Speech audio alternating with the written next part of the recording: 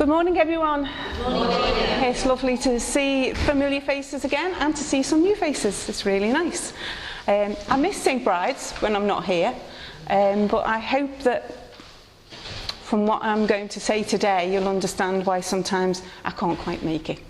But I do think of all of you all the time, and definitely all of you in my prayers at all times. I don't know really where to start, but I thought probably the best place is the beginning. About 7 years ago, it was noticed, I worked, sorry, those of you that don't know, I worked at Alder Hay, Children's Hospital.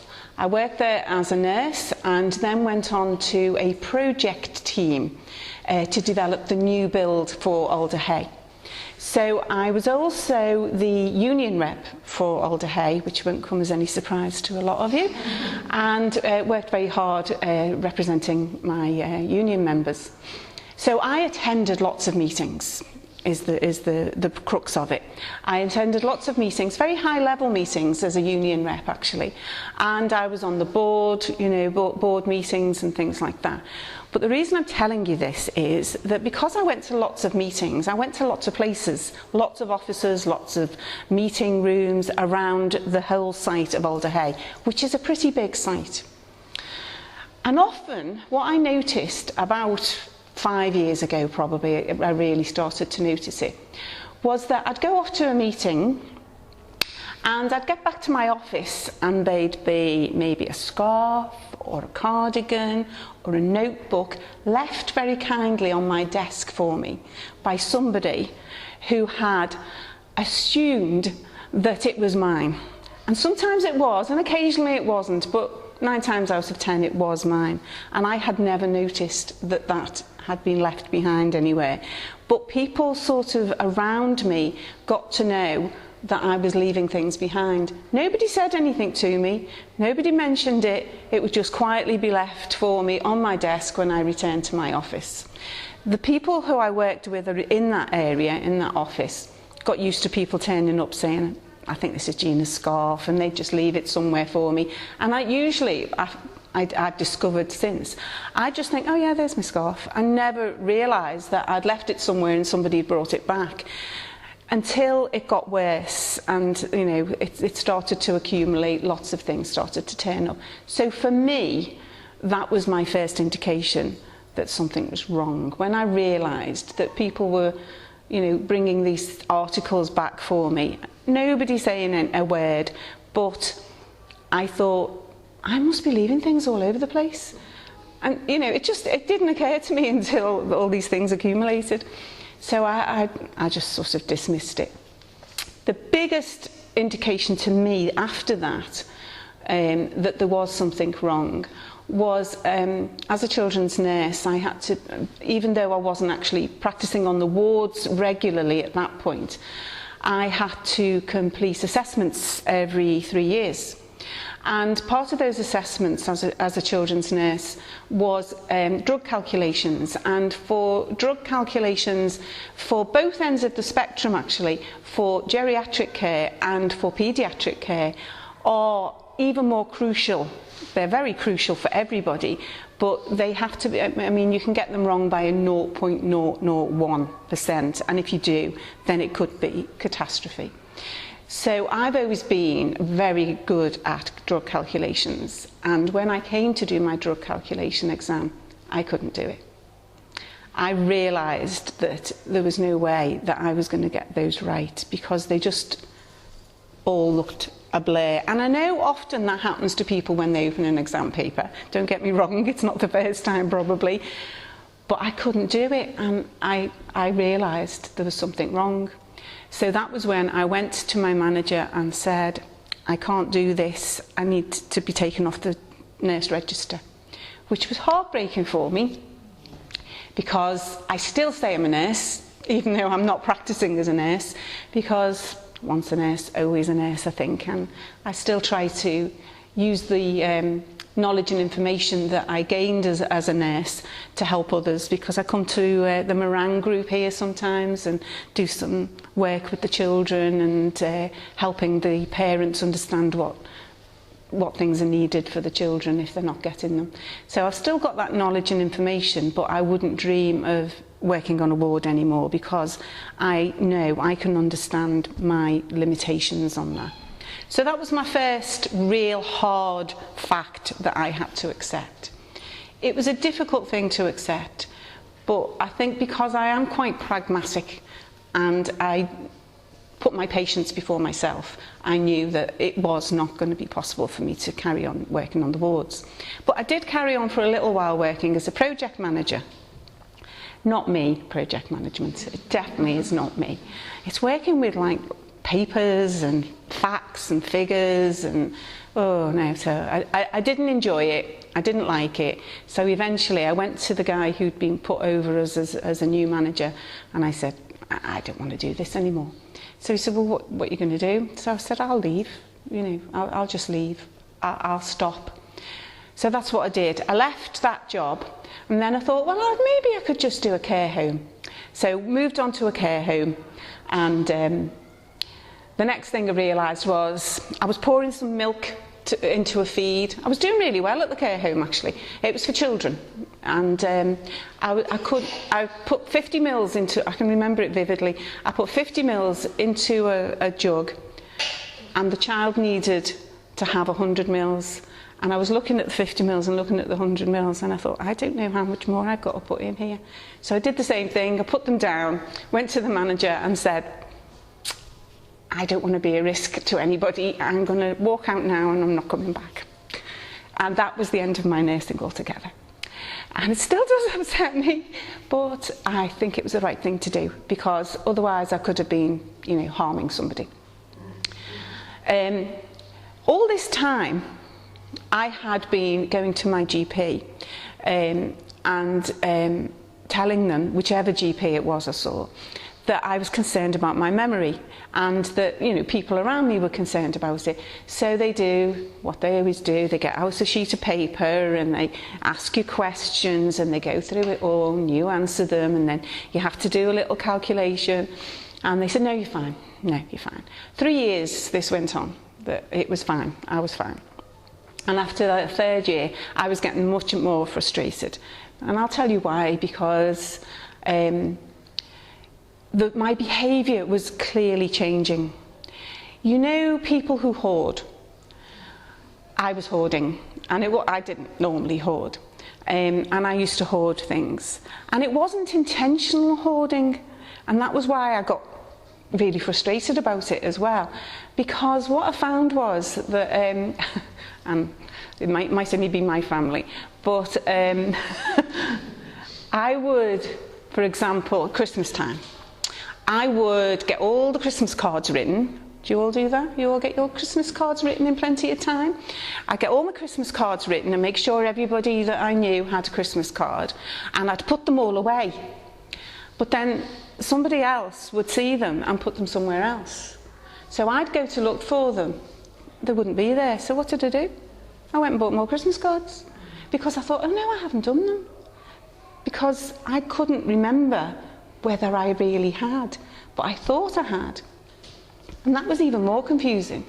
But then my husband would say, oh, they're over there, or they're up in your room, or, you know, they'd be there. So I think last Christmas I wrote everyone a Christmas card that's in this room, but I don't think any of you got them, because this kept happening. And then I think about 2 weeks ago I found a stack of Christmas cards. So apologies for that, and they were there. And those little things build up and make you start doubting yourself. And you do question yourself all the time, because apart from the physical things that happen, such as, you know, losing things, finding things in places that you don't expect, socks in the fridge, you know, things like that. And apart from that, dementia can also cause mild hallucination. So that is very confusing in itself, as you can imagine. And with the hallucination and the putting things in the wrong place, you can understand why people get confused and frustrated, because I can say, right, I definitely left that there, and it's not there. So if somebody's moved it, that's confusing to me. But if I've thought it's there and it's definitely not there, then where is it? How do I find it? I've lost it, and then I get upset and look for it, but it's never been there because it's a hallucination. And I think it's a little known thing about dementia that people do have mild hallucinations. It's not like raves sort of type of hallucination. And it's often things that, you know, when you see something out of the corner of your eye and then you turn and it's not there. It's like that, but a little bit more real. Because I've experienced that before in my life, you know, where you think, oh, what was that? And it's been a feather or something. But this is much more real than that. And the other thing that sort of surprised me about being diagnosed with dementia is the stigma that it attaches to dementia. And we have a gentleman, I digress a little bit, but I am the co-chair of our local Service Users Reference Forum. I say that very clearly because if I say surf, you'll all think I'm going surfing. And those of you that know me know I won't be going surfing. But we have this group, Service Users Reference Forum, which is what it says on the tin, really. We developed it so that the people with dementia will inform the medics and the hospitals and the people who, you know, who sort of help us, but we will inform them what we want, what we need, and how we need it to be done. And it's a really important group, and it's the first of its kind. And now other areas are developing them as well, which is excellent. And they come to us for advice.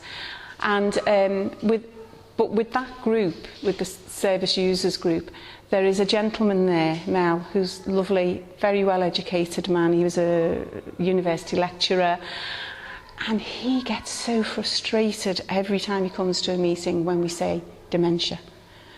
And he hates the word, and he always says, I'm not demented.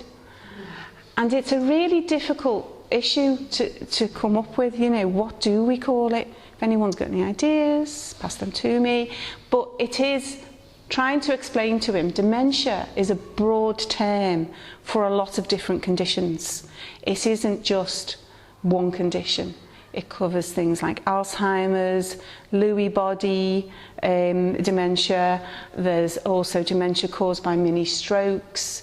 You know, severe brain damage, brain injury can cause dementia.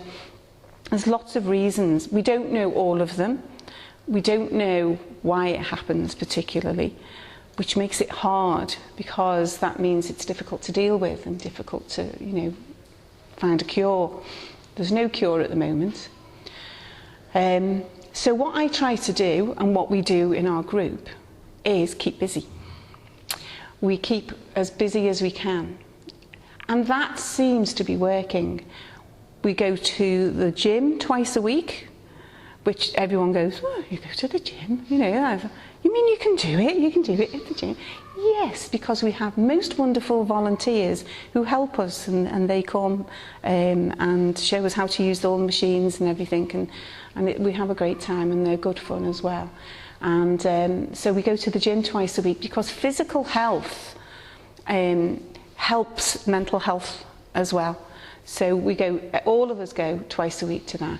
And we while we're at the gym, what happened, and those again who know me will not be surprised by this, when I first went, they played the most awful music.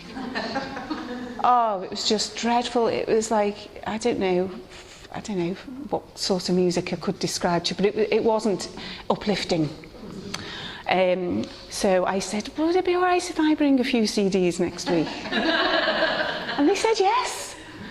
So next week I brought an Elvis CD, and it was just amazing, you know. I don't think anybody would believe what would happen, because we put the Elvis CD on and everyone was sort of doing their weights and doing all that sort of thing and doing all our exercises. And then suddenly a refrain came over, you know, from the Elvis tape, and everyone sang it at the same time. Everyone just joined in at the same time, and it was just amazing. Nobody rehearsed it or anything. It was brilliant. So we do have fun. We can still have fun. We still dance. You know, there's four people who are fantastic jivers. So when we play this music, they'll often do a bit of the exercises, and then you'll turn around and they'll be going, dun, dun, dun, and I wish I could jive, but I can't. But they'll be, you know, jiving away, because what happens again with this condition is you seem to go back, which is a nice thing, but you go back to the happiest time. And their happiest time was when they were jiving at the Rialto. And, you know, he can still, I mean, Peter is quite severe in his condition. He's further down the line than I am at the moment. But he still remembers the steps to the jive, and he still enjoys it, and he loves it. And he smiles when he does the jive, and it's lovely to see him. And I keep thinking, I wonder, when I'm further down the road, well, I wonder what my memories will be of, and whether I'll know that they're my memories, because the future for me is unknown. I don't know what's going to happen to me. I'm on medication for this condition. The medication, they don't know whether it works well, how it works. They just give us it, you know, and hope that it'll make a difference. And at the moment, I am maintaining okay. I have low moments when I do think what's going to happen in the future. When it is, you know, a bit of a void. When I look into the future, I just see blackness. I can't see beyond the blackness sometimes. But now, what I see in the future is a new baby, because my daughter is going to have a baby. So now I can try to visualise what it's going to be like with a baby. So that's a good thing, but it doesn't always work trying to visualise the good things. And sometimes you have to face that, you know, this isn't going to get better, and how to cope with it. And I have a fantastic son who is acting as my carer. I never know whether to call him my son or my carer when I introduce him, you know, because he's both, and he's brilliant, and he's really good, very solicitous. And he comes everywhere with me, and he helps me with everything. And when I get a low moment, and I say to him, you know, you should be going off and doing things with your friends, and you should. And he said, no, why should I? He said, I have a great time with you. And he said, I go places that I never would go. We went to London the other week. We had a visit to the Houses of Parliament, where we met all of the what are they called? Politicians. And we told them what we thought. And that is a real advantage to having dementia, you know. Because they can't do anything about it. We just say what we think, and we just, oh, sorry, that's the dementia talk. So it's great. So I did, and we all did, and we all sort of, and they listened. And actually, two of them came to the House of Memories in the museum. Has anybody been to the House of Memories at the museum? It's a fabulous place, and it's an innovative, again, it's innovative. Liverpool, you know, leading the way again. I'll tell you more about that if you want to when we finish, because I'm going to go on too long otherwise. We invited them to come to the House of Memories at Liverpool Museum, and they came. They came, so it was good. The other aspect of dementia, though, is and I did talk about this in the film. Did anybody see the little film that I did? Yeah. It's this thing where I look in the mirror and see my nana, my grandmother. I don't see me anymore. I'm diminishing. Me as Gina. In the mirror, I'm diminishing. I'm fading away, and my nana's taken over. Now, I've always loved my nana. I do absolutely love her. I love her memory, and I love everything about her. I was very close to her. But I can't see me anymore. I don't look in mirrors very often anymore, for many reasons. But I try not to, because all I see is her, and she had Alzheimer's. And that was how I knew. It's a double-edged sword. My nana obviously had Alzheimer's, and the reason I knew I had Alzheimer's was because I'd looked after her, and I could see me doing the same thing she did. She'd wander the streets at 2 o'clock in the morning and come and knock on my door and say to me, "Where's the girls?" The girls were my aunties and my mum. And I used to take her back over and say, "They're in bed, it's okay, you get back to bed." And now I find myself not wandering the streets, thankfully, yet, but I wake up in the middle of the night thinking, "Where's the kids? You know, are they okay?" So I can see now why Nana did that at the time. I don't know. I don't know what I thought. I couldn't understand it then. But now I can see, because you do go back to a time, maybe when you were happiest, I don't know, but you almost time warp, time travel, maybe. But it's not necessarily always a good thing, because you're out of sync with everybody else sometimes, and you can't recognise yourself always. And the small hallucinations is difficult, where you might see somebody, and if you're alone in the house and you think you see somebody, maybe it is ghosts, I don't know, but everybody gets it who has Alzheimer's. They all get hallucinations, and that is something where you have to take a deep breath and think, no, you're okay, you're here. I can do that now, but I think people who are living with dementia, who have been living with it longer than I have, suffer more with that. And that can cause a lot of the problems that end up with people having to go into a home. And for me, that is the thing I dread the most, is having to go into an old people's home. Much as they are improved now, I mean, some of them are wonderful now, but I just dread it. I just don't want to do that. So I think the thing that dominates my thoughts when I'm on my own is, well, I have to go into a home. And that is a fear I have. But most of the time, I'm having a good time still. And I can function. I'm still driving, which I never thought I would be able to. It is interesting when people see me, who know me, getting out of a car and they say, "Oh, you still driving? Are you sure it's okay?" And they really, don't expect me to still be driving. And most of the people in my group have to get taxis and get cars and things. But at the moment, I haven't caused any major accident or any accident at all. And I hope that I will. See, again, this is a lot of it is unknown, and I do think about it, but I can't get solutions to it. I hope that I will recognise in myself, you shouldn't be driving anymore. But if any of you do see me driving and you think, she shouldn't be doing that, do let me know. Is there any questions anybody would like to ask me? I'm very happy to answer anything. I was just wondering, Gina, how, and indeed if, your diagnosis has affected your faith, or what part of your faith has played in your acceptance of your diagnosis. I did even more praying than usual when I was diagnosed. I prayed for it to go away, which is a bit silly, really. It's not going to go away, but I did pray and say, please just take it away.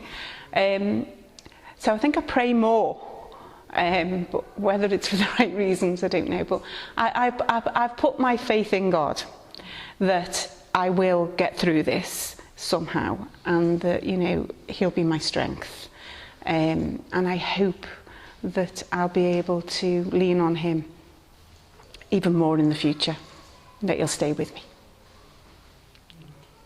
Hi, sorry, I don't know your name. Abraham. Hello, Abraham. How did your husband handle it? Not very well. he went into panic mode, really. Like most people, when you say you've got dementia or Alzheimer's, they immediately think you're crazy, really crazy. They imagine, the people who are... it used to be called senile, didn't it? We've stopped using that term now. And people imagine that you are at the worst aspects, of that condition. And he thought that. And I think the other thing that he thought was that he was going to lose me. And, that was hard for him. He doesn't have faith. And I kept saying to him, it'll all be okay. We'll get through it. But he did have a very bad time, and he sort of came a little bit distant. And I think that's common. Having been a nurse, I often do see people with a diagnosis which they expect to be terminal start to distance themselves from their loved ones and from their friends. I've tried not to do that, but it's difficult sometimes to go to the places that you used to go and not remember people's names. And that's awkward, and that's why sometimes I worry about coming here, because I love you all dearly, but I don't always remember everybody's names anymore. And I always think, how can I go and talk to somebody and not know their names? And so that's really hard, and that's, in lots of circumstances. We've got a reunion of the hospital coming up soon, and I'm dreading it because they all have been ringing me saying, oh, you must come, you must come. I won't remember anybody. And, I'm competent enough to know I might not remember names and to worry about it, but not competent enough to remember the names. And I suppose that's Alzheimer's in a nutshell. Sorry, did anybody else? Yeah. Sorry. I was going to say, Gina, I don't know you very much. From the way you've spoken, I wouldn't have a clue that you had any problem, because she's so able to stand up there probably better than a lot of us could do.